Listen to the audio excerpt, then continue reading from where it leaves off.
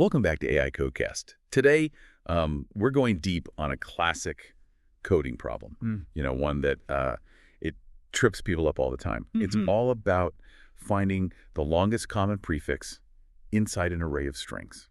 Sounds pretty simple, right? It does, but as with a lot of these coding problems, it can get a little tricky. There's a big difference between, like, oh yeah, I get the concept, and actually being able to code a really efficient solution.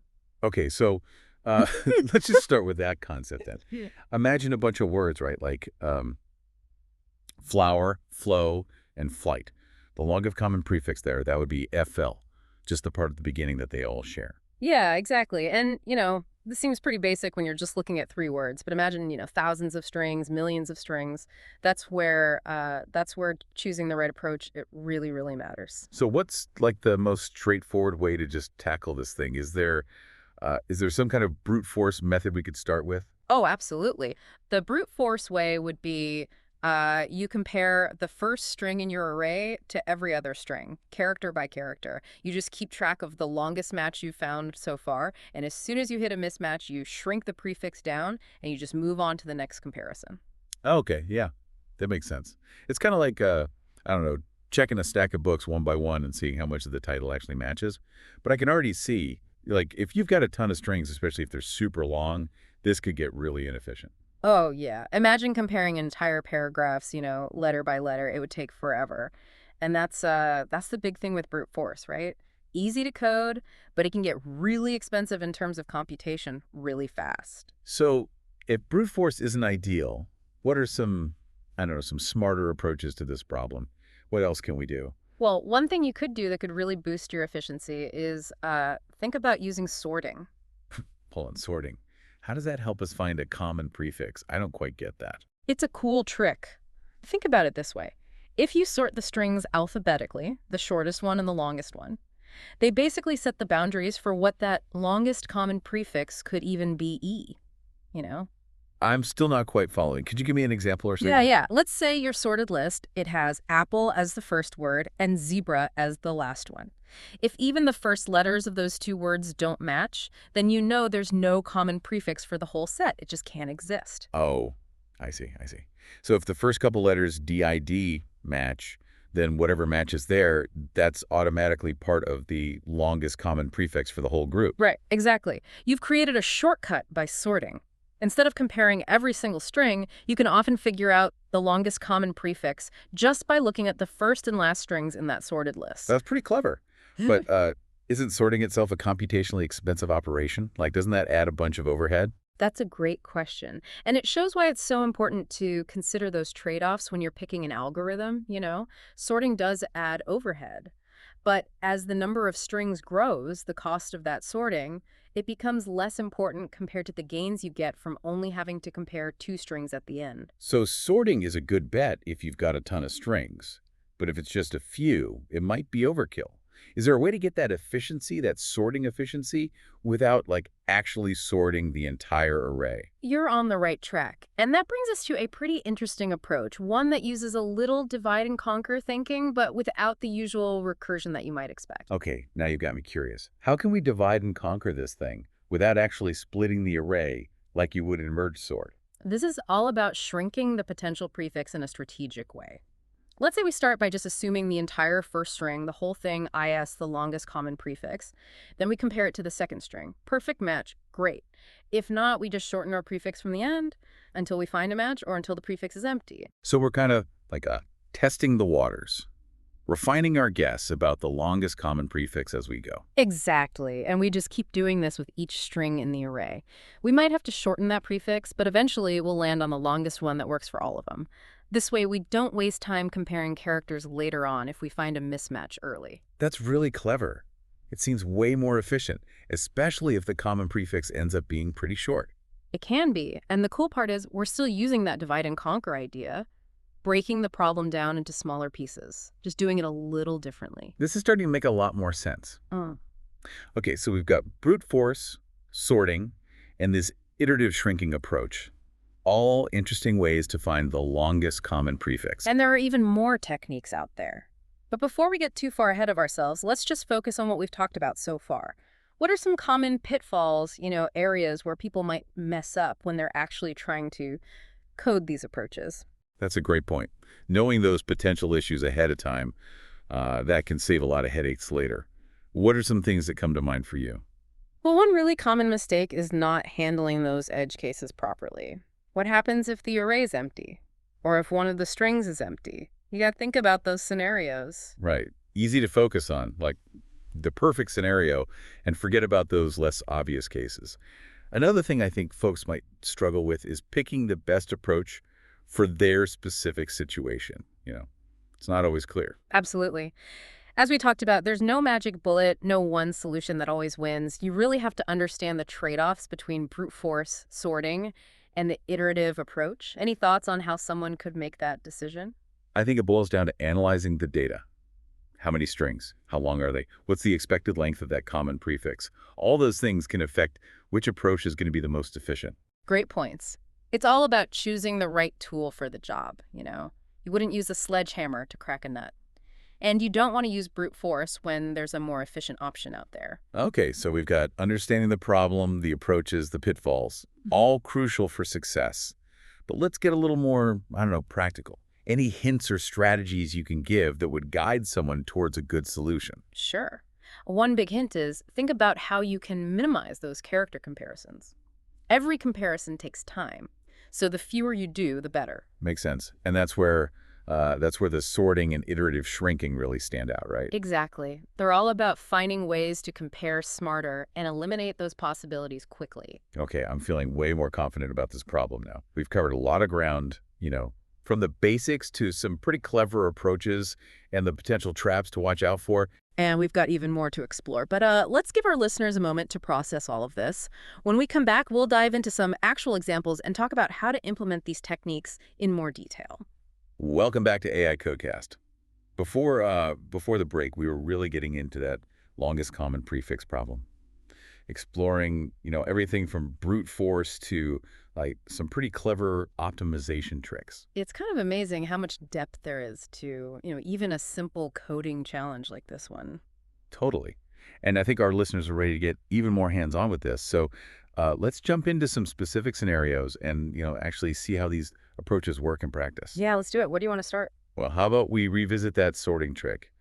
You said it could be super efficient when you're dealing with a lot of strings, but how does it actually work when you're coding? What are the key steps? Okay, let's break it down. Let's say we've got an array of strings. Could be anything, right? Like a list of book titles, whatever.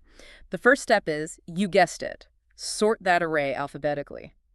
Most programming languages, they have built-in functions for this, so you don't have to write the sorting algorithm yourself. Right. No need to reinvent the wheel unless you really want to. Exactly.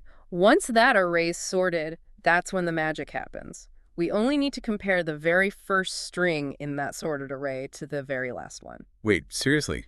Just those two? Why is that? Remember, when we sort, we're basically putting the strings in order, right? And that shows us the boundaries, of what our common prefix could be. If even the first letters of those two strings, the smallest and the largest, if they don't match, then we know right off the bat there's no common prefix for the whole set. Oh, it's like a shortcut. We're using that order to do fewer comparisons. Exactly. Now, if those first few letters DO match between those two extreme strings, then that matching part, that's guaranteed to be part of the longest common prefix for the whole group.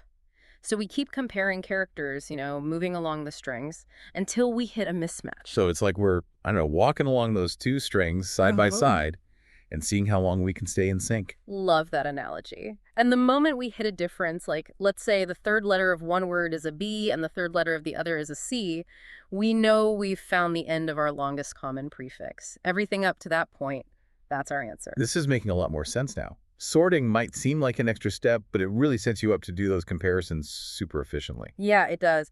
And it's especially powerful when you have a ton of strings, like a massive data set. The cost of that initial sorting, it becomes less and less important as the size of your data grows. Okay, sorting is definitely a good one to remember. But what about that other technique we were talking about, the iterative divide and conquer approach? It sounded really cool, but I'm still not 100% clear on how it actually works in code. It is a clever one. And you're right, it helps to go through an example to see the logic.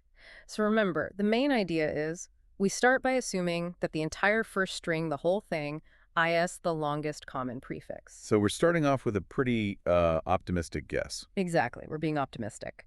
Then we compare that assumed prefix to the second string. Perfect match. Awesome. If not, here's where it gets interesting. We chop off characters from the end of our prefix one by one until we either find a match or we're left with nothing, an empty prefix. So we're basically refining our guess, Mm-hmm. shrinking that prefix down until it either fits the next string or it just disappears. You got it.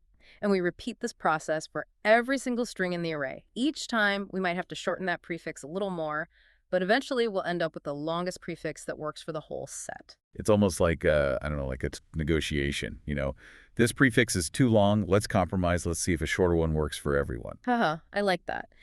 And what's cool about this is we're always eliminating possibilities. We don't waste any time comparing characters that we already know can't be in the final prefix. So it's efficient. Andy, it's got a little drama to it.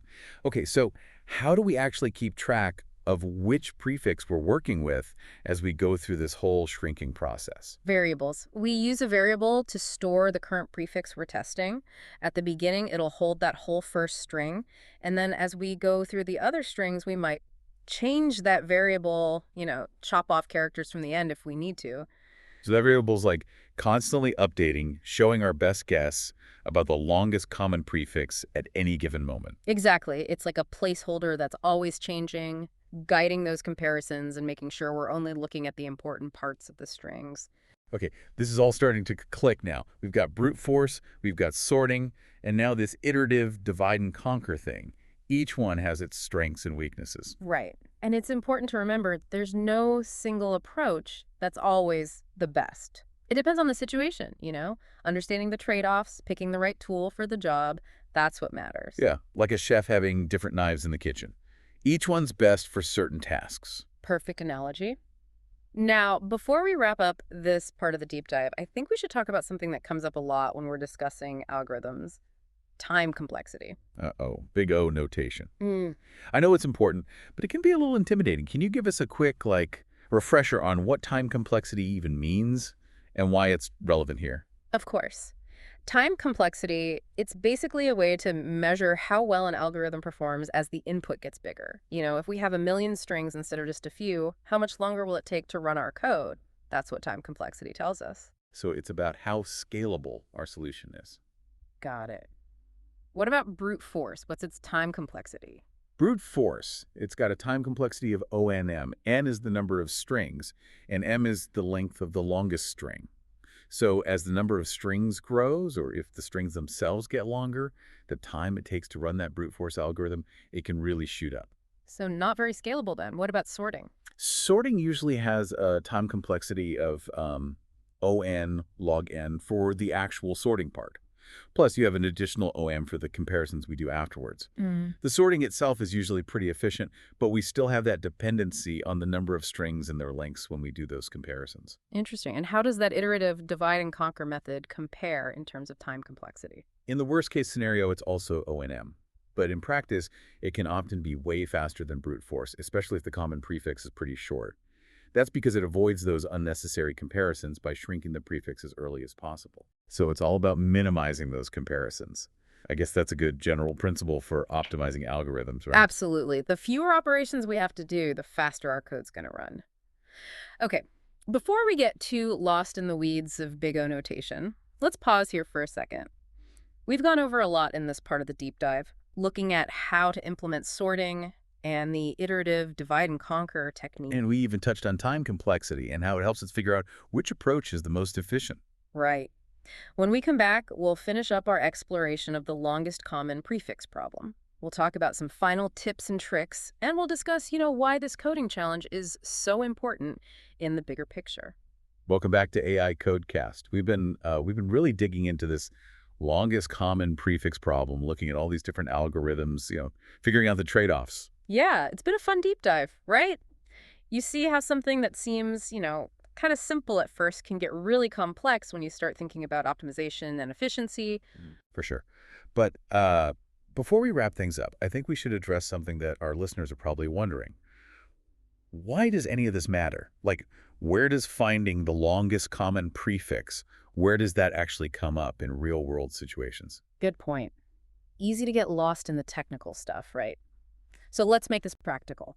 One of the most common places you see this is in search engines. Oh, yeah, yeah. Like when you start typing something into Google and it like magically gives you those suggestions before you've even finished the word. Exactly. That autocomplete feature, it uses longest common prefixes big time.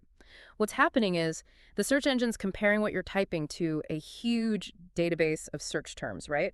And it's trying to find the ones that share the longest prefix with what you've typed so far. So the more I type, the more specific that prefix gets and the better those suggestions become. It's like narrowing down the possibilities with every keystroke. Yep, that's it. And it's not just search engines either. Predictive text on your phone, you know those suggestions you get when you're texting. A lot of times, that's using similar stuff. So it's all about making things easier for us, speeding up those interactions, helping us find what we need more quickly. Exactly. And it goes beyond just convenience, too. In bioinformatics, for example, they use this stuff to compare DNA sequences to figure out similarities. And in data compression, they use it to make data smaller by replacing repeating patterns with shorter references. Wow, so this thing that seems so simple, it's actually super important, and it shows up all over the place. It really does. And that's why, really understanding these algorithms and how they work, it's so valuable. You can pick the right one for the job, and you can write code that's more efficient, more effective. Absolutely.